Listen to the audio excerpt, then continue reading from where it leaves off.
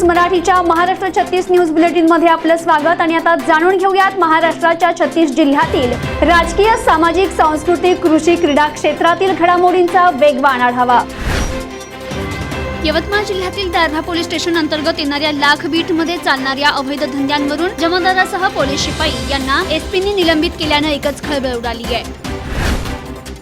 यंदा कोरोनाच्या पार्श्वभूमीवर शासनाच्या सर्व नियमांचं पालन करत सर्वांनी नवरात्र उत्सव साधेपणाने साजरा करावा असं आवाहन सातारा जिल्ह्यातील खटाव मानचे नूतन उपविभागीय पोलीस अधिकारी निलेश देशमुख यांनी केले। नागपूर जिल्ह्यातील मौदा तालुक्यातील अतिवृष्टीने नुकसान झालेल्या धानाच्या शेतीची पाहणी नागपूर जिल्हा परिषद कृषी पशुसंवर्धन सभापती तापेश्वर वैद्य यांनी केली आहे आणि नुकसानग्रस्त शेतकऱ्यांच्या पिकांचे तात्काळ पंचनामे करण्याचे निर्देश तालुका विभागाच्या अधिकाऱ्यांना दिलेत। भाजपचे ज्येष्ठ नेते एकनाथ खडसे यांच्या राष्ट्रवादीच्या प्रवेशाच्या चर्चा गेल्या अनेक दिवसांपासून सुरू आहे। यावर बोलताना शिवसेना नेते गुलाबराव पाटील यांनी खडसे भाजपमधून जाणं महत्त्वाचं आहे, मग ते कोणत्याही पक्षात गेले तरी आनंदच आहे अशी प्रतिक्रिया दिली आहे। राज्य रयतेचा असतो, समाजाचा नसतो, तलवार कोणाविरोधात उपसणार असा थेट सवाल मदत आणि पुनर्वसन मंत्री विजय वडेट्टीवार यांनी नाव न घेता संभाजीराजे छत्रपतींना विचारलाय। तर शाहू महाराजांनी पुरोगामी विचार मांडले, मग हे राजकारण कशासाठी असा सवालही विजय वडेट्टीवार यांनी केलाय। तुळजापुरात संतापलेल्या मराठा समाजाला शांत करण्यासाठी वेळप्रसंगी तलवार काढेन असं वक्तव्य केलं, मात्र त्याचा काँग्रेस नेते विजय वडेट्टीवार यांनी चुकीचा अर्थ काढत समाजात दुही माजवण्याचा प्रयत्न केलाय अशी टीका खासदार छत्रपती संभाजीराजेंनी केली आहे। तसेच मी तुळजापूरमध्ये गेलो नसतो तर मोठा उद्रेक आणि जाळपोळ झाली असती असंही ते म्हणाले।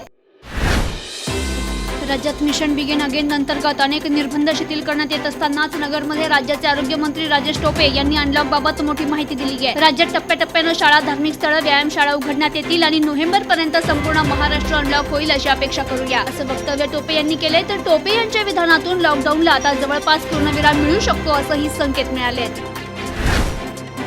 पुण्याजवळच्या खेडचे शिवसेनेचे माजी आमदार सुरेश गोरे यांचा कोरोनामुळे मृत्यू झाला, तर काही दिवसांपूर्वी त्यांना कोरोनाची लागण झाल्याचं समोर आलं होतं। कोरोना चाचणीचा अहवाल पॉझिटिव्ह आल्यानंतर पुण्यातील एका खासगी रुग्णालयात त्यांच्यावर उपचार सुरू होते। दरम्यान 25 दिवसांपासून हे उपचार सुरू होते, मात्र आज उपचारादरम्यान त्यांचा मृत्यू झालाय।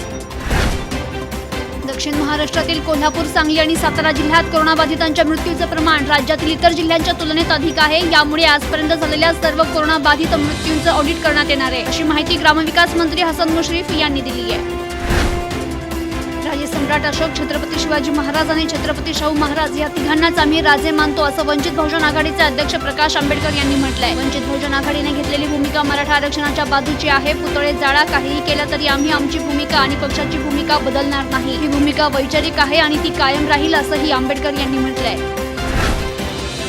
सध्या राज्यात महाविकास आघाडीची सत्ता आहे, मात्र गेल्या अनेक दिवसांपासून विविध राजकीय पक्षांच्या कार्यकर्त्यांमध्ये सत्ता असून कामं होत नसल्याची खदखद आहे। अनेक वेळा पालकमंत्री बदलल्यानं समन्वयाचा अभाव दिसून येतोय। त्यामुळे या सर्व गोष्टींवर पडदा टाकण्यासाठी तसेच सत्तेत असणाऱ्या तिन्ही पक्षांच्या कार्यकर्त्यांना न्याय मिळण्यासाठी पालकमंत्री दत्तात्रय भरणे लवकरच महाविकास आघाडीच्या प्रमुख नेत्यांची बैठक घेणार आहेत।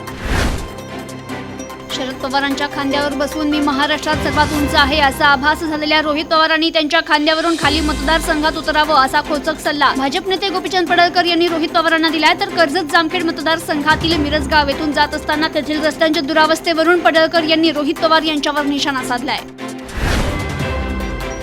केडरचे आणि मूळचे नांदेड येथील IAS अधिकारी सुधाकर शिंदे यांचं पुण्यात निधन झालंय। तर अवघ्या 34 वर्ष असलेले शिंदे हे नुकतेच त्रिपुराहून नांदेड येथे 15 दिवसांच्या सुट्टीवर आले होते। त्यांना त्रास होऊ लागल्यानं प्रथम त्यांच्यावर नांदेडमध्ये तसेच नंतर औरंगाबाद येथे उपचार करण्यात आले, मात्र त्यांची प्रकृती अधिकच खालावल्यानं त्यांना पुण्यात आणलं गेलं होतं। दरम्यान कोरोना सदृश लक्षणे असल्यानं त्यांची 2 वेळा चाचणी करण्यात आली होती, मात्र दोन्ही वेळा अहवाल निगेटिव्ह आले।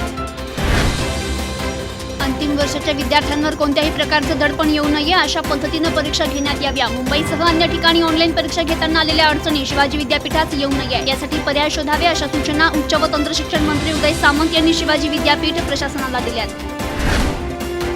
राज्यातील ओबीसींच्या आरक्षणाला धक्का लावणार नाही असं स्पष्ट आश्वासन मुख्यमंत्री उद्धव ठाकरे यांनी ओबीसी नेत्यांच्या शिष्टमंडळाला दिलंय। तसेच या समाजाचे प्रश्न तातडीने सोडवण्यासाठी राज्य मंत्रिमंडळाची उपसमिती गठीत करण्यात येईल असंही त्यांनी यावेळी जाहीर केलंय। राज्यात महिला आणि मुलींवरील अत्याचाराच्या घटना दिवसेंदिवस वाढत चालल्यात। झोपलेल्या राज्यकर्त्यांना मुली आणि महिलांच्या किंकाळ्या ऐकू कशा येत नाही, तसेच राज्यात स्त्रियांचं रक्षण करता येत नसेल तर कायदे चुलीत घाला, माझं कुटुंब माझी जबाबदारी हा संदेश देणारे तसेच लहान सहान गोष्टीवर ट्विट करणारे गप्प का असा सवाल उपस्थित करत भाजप प्रदेश उपाध्यक्ष चित्रा वाघ यांनी राज्य सरकारवर टीका केली आहे।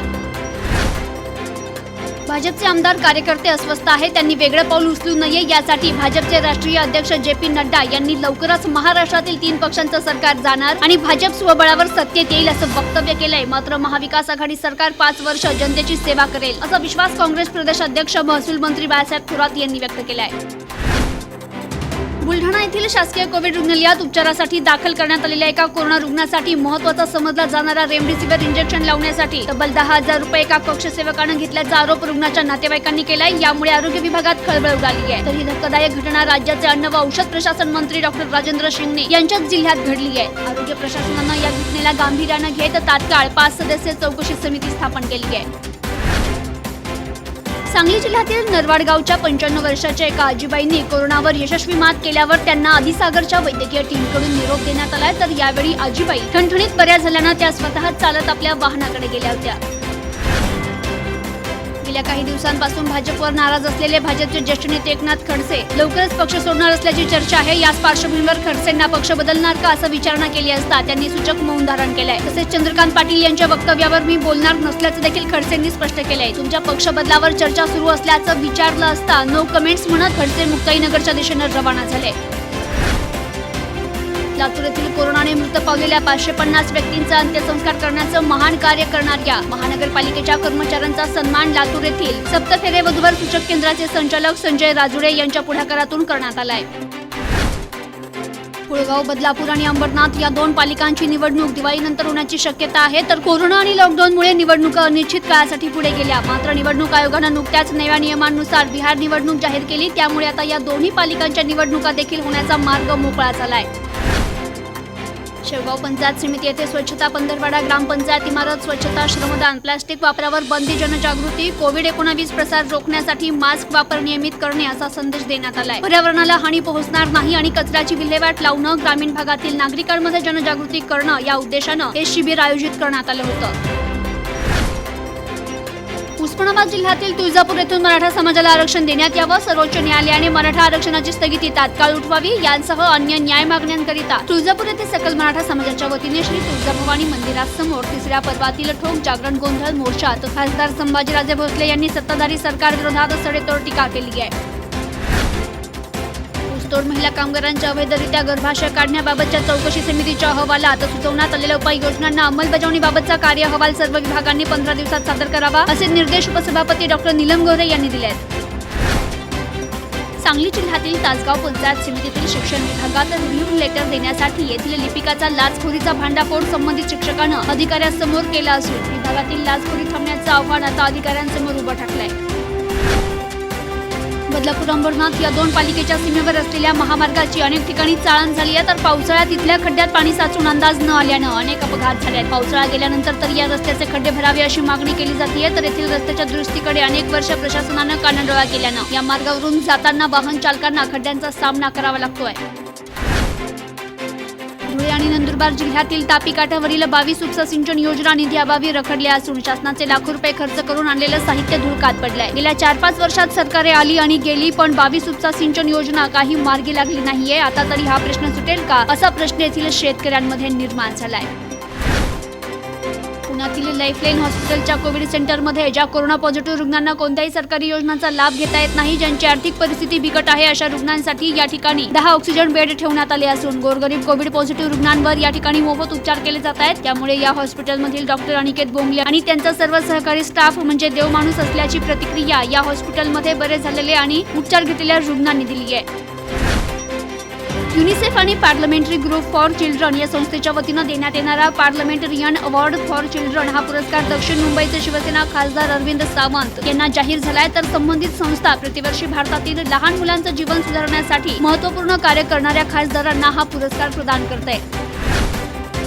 जत तालुक्यातील कंठी या ठिकाणी भर चौकात रेकॉर्डवरील गुन्हेगार धनाजी मोटे याचा निर्घृणपणे खून करण्यात आलाय. तर यामुळे तालुक्यामध्ये एकच खळबळ उडाली आहे. मोटेचा मृतदेह शवविच्छेदनासाठी शासकीय रुग्णालयात पाठवण्यात आलाय. तर या प्रकरणी अनैतिक संबंधाच्या कारणास्तव हा खून झाल्याचं पोलीस तपासात स्पष्ट झालंय. तसेच प्राथमिक माहितीनुसार धनाजी मोटे याच्यावर अनेक गुन्हे जिल्ह्यात आणि जत पोलीस ठाण्यात दाखल आहेत.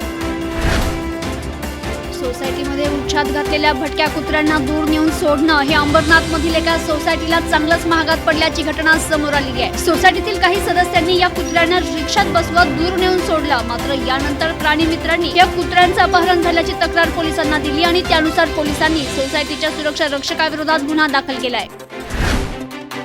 अहमदनगर शहरातील मार्केट यार्ड परिसरातील कृषी उत्पन्न बाजार समितीच्या जागेवर अनधिकृत बांधकाम करण्यात आल्याचा आरोप महाविकास आघाडीच्या वतीनं करण्यात आलाय। हे झालेलं अतिक्रमण त्वरित काढण्यात यावं या मागणीसाठी महानगरपालिका आयुक्त कार्यालयात शिवसेनेच्या वतीनं ठिय्या आंदोलन करण्यात आलंय। 29 वर्षीय इसमाचे गळा चिरून हत्या केलेल्या अवस्थेत प्रेत आढळून आल्यानं परिसरात एकच खळबळ उडाली आहे, तर पोलिसांनी पंचनामा करत पुढील तपास सुरू केलाय। कोरोनाच्या पार्श्वभूमीवर राज्यात मंदिर बंद ठेवण्यात आली आहे। राज्यातील सर्व मंदिरं खुली करा यासाठी येत्या 13 ऑक्टोबरला राज्यातील प्रमुख धर्माचार्य, विविध संप्रदायाचे साधू संत, अनेक धार्मिक आणि आध्यात्मिक संघटना उपोषण करणार आहे आणि या उपोषणाला भाजपनं पाठिंबा दिला असून कार्यकर्त्यांनी सक्रिय सहभागी व्हावं अशी सूचना भाजप प्रदेशाध्यक्ष चंद्रकांत पाटील यांनी दिली। पवार साहेब हे आमचे नेते, मार्गदर्शक आणि सर्वेसर्व आहे आणि त्यांचा मला अभिमानही आहे, पण मी कोणाच्या खांद्यावर बसतो याकडे लक्ष देण्यापेक्षा आपण कोणाच्या कडेवर आहात असं सडेतोड उत्तर आमदार रोहित पवार यांनी भाजप नेते गोपीचंद पडळकर यांना दिलंय। तसेच आता तरी आपण आहात त्याच ठिकाणी राहिला तर आपल्यावरील लोकांचा विश्वास नक्कीच वाढेल असा सल्ला देखील त्यांनी दिलाय। महाराष्ट्र 36 न्यूज बुलेटिन मध्ये येथेच थांबूयात, पुन्हा भेटूयात पुढच्या बुलेटिन मध्ये। तोपर्यंत नमस्कार।